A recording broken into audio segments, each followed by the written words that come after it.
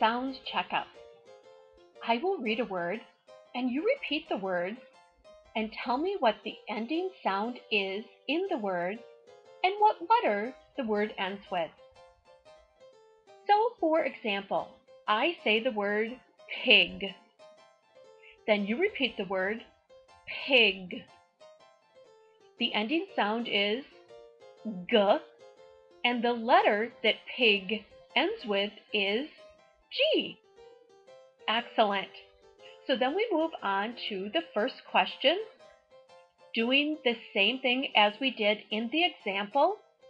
And notice that there are 15 questions that will have your child answer.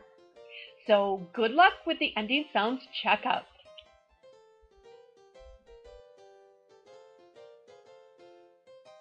Brought to you by lovingtolearn.com, where our mission is for all children to reach their full potential.